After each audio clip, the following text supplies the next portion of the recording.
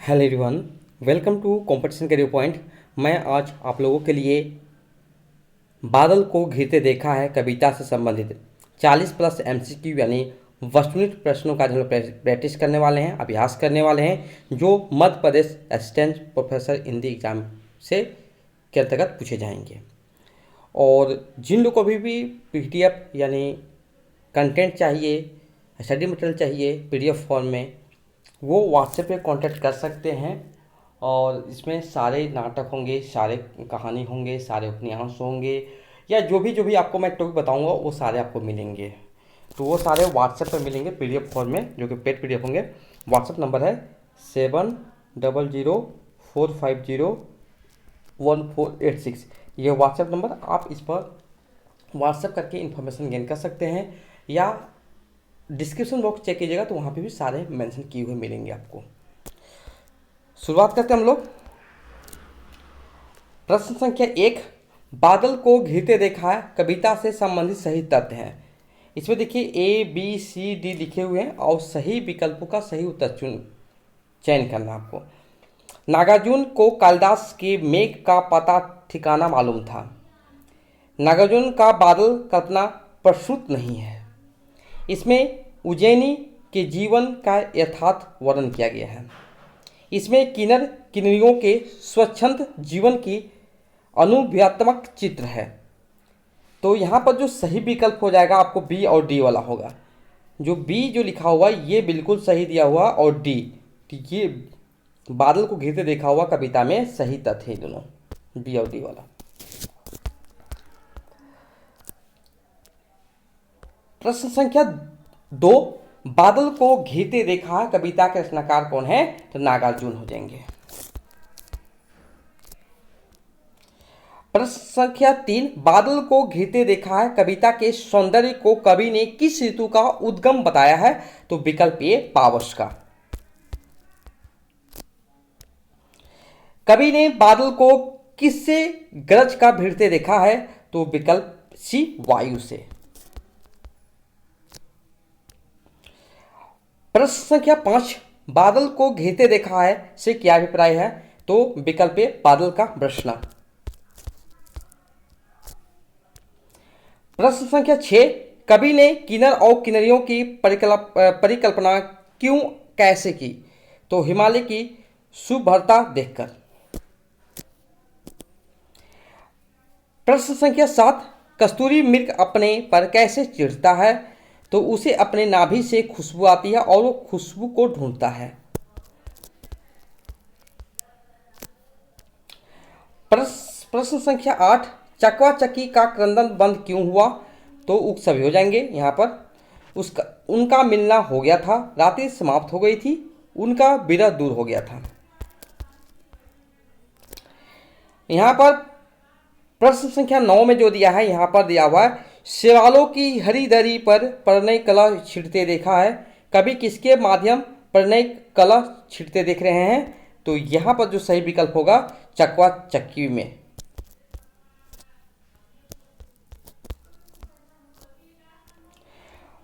प्रश्न संख्या 10, बादल को घेरते देखा कविता किस काव्य संग्रह में संकलित है? तो विकल्प ए युगधारा। प्रश्न संख्या 11, बादल को घिरते देखा है कविता में कवि ने बादल को कहां पर घिरते हुए देखा है? तो हिमालय पर, कैलाश पर्वत पर, मानसरोवर, उपयुक्त सभी हो जाएंगे यहां पर। प्रश्न संख्या 11, युगधारा किसका काव्य संकलन है? तो सही विकल्प डी हो जाएंगे, नागार्जुन। इनमें से कौन नागार्जुन का प्रथम काव्य संग्रह है? तो विकल्प बी युगधारा। प्रश्न संख्या 14, नागार्जुन की कौन सी कविता उनकी तिब्बत यात्रा की देन है? तो विकल्प सी बादल को घिरते देखा है। प्रश्न संख्या 15, नागार्जुन ने बादल को घिरते देखा कृष्णा ईस्वी में की थी? तो 1938। और प्रश्न संख्या 16, बादल को घिरते देखा कविता काव्य संग्रह युगधारा में संकलित हुआ कब हुआ था? 1953 ईस्वी।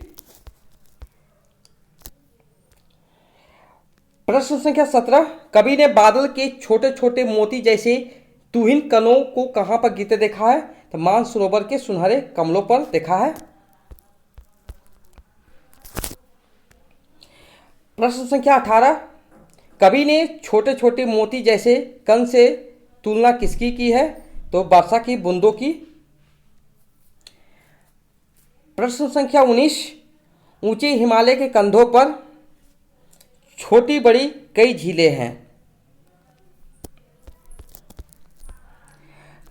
प्रश्न संख्या 20, कवि ने श्यामल नील सलिल कहा है? किसको कहा है? तो हिमालय की झीलों के जल को कहा है। प्रश्न संख्या 21, ऊंचे हिमालय के कंधों पर बनी झीलों में कौन से पक्षी क्रीड़ा करने आते हैं? तो हंस। प्रश्न संख्या 22, हिमालय के झीलों में कड़वे और मधुर विषतंतु खोजने के लिए कौन आते हैं? तो हंस। प्रश्न संख्या 23, मंद मंद था अनिल बह रहा बाला रूना की मृदु किरणें थी। उपयुक्त पंक्ति के अनुसार किस ऋतु का वर्णन हुआ है? तो बसंत ऋतु का वर्णन हुआ है। प्रश्न संख्या 24, अलग अलग रहकर ही जिनको सारी रात बितानी होगी, यहाँ कवि ने किसका वर्णन किया है? चकवा चकई का किया है। प्रश्न संख्या 25, बादल को घिरते देखा है कविता में कवि ने चकवा और चकई को प्रेम भरी छेड़छाड़ करते कहाँ देखा है? तो तट पर छाई हरी शैवाल पर। प्रश्न संख्या 26, तुंग हिमालय के कंधों पर छोटी बड़ी कई झीलें, इस पंक्ति में निहित अलंकार कौन सा है? तो मानवीकरण हो जाएगा यहां पर। प्रश्न संख्या 27, शैवालों की हरी दरी पर प्रणय कला छिड़ते देखा है, पंक्ति में कौन सा अलंकार यूज किया है? तो उपमा अलंकार यूज किया गया है। प्रश्न संख्या 28, बादल को घिरते देखा है कविता में कौन से गुण है? तो माधुरी गुण है। कविता की भाषा कौन सी है? तो तत्सम प्रधान खड़ी बोली है। प्रश्न संख्या 30, कस्तूरी मृग के अंग में समाहित होता है? विकल्प ए नाभि। प्रश्न संख्या 31, कवि ने मानसरोवर के श्याम नील सलिल में किसको तैरते देखा है? तो विकल्प बी हंसों को।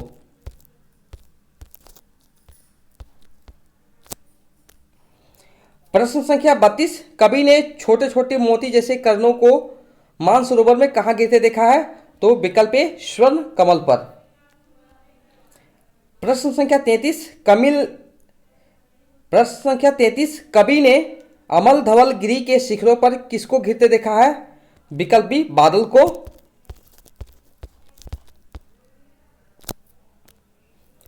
34वां प्रश्न है, बंद हुआ क्रंदन फिर उनमें उस महान सरोवर के तीरे, कवि ने महान सरोवर किसे कहा है? तो मानसरोवर को कहा है। प्रश्न संख्या 35, निज के ही उन्माद परिमल, यहाँ किसका वर्णन है? तो कस्तूरी मृग का वर्णन है।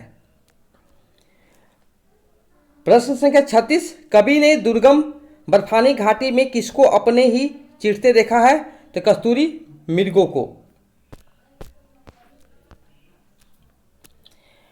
प्रश्न संख्या 37, कवि ने कस्तूरी मृग के माध्यम से क्या समझाने का प्रयास किया है?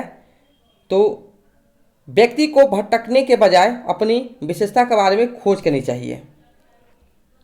नेक्स्ट प्रश्न जो है, कहाँ गई उसकी वह अलका अलका का प्रयोग किसके लिए हुआ है?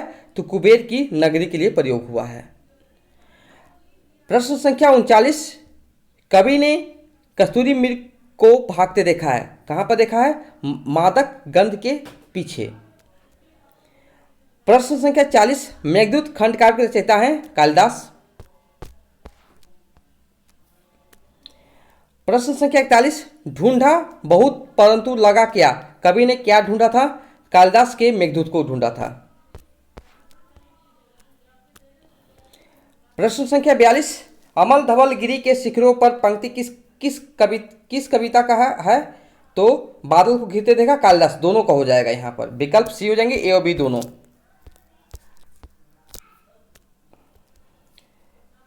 उड़द मूंग की निचीड़ जटा पर पंक्ति किस किस कविता का है? तो बादल को घिरते देखा है। आज का अंतिम प्रश्न है, बादल को घिरते देखा कविता में पहले किसका जिक्र है? तो हंस का जिक्र है। तो ये था आप लोग को बादल को घिरते देखा से 40+ MCQ देख लिए। इसे ज़्यादा प्रश्न बनेंगे तो आपको भाग 2 में भी देखने को जरूर मिलेंगे, और साथ में आपको नागार्जुन से जितने संबंधित प्रश्न बनेंगे वो भी आपको देखने को मिलेंगे। Okay, thank you so much for watching my video.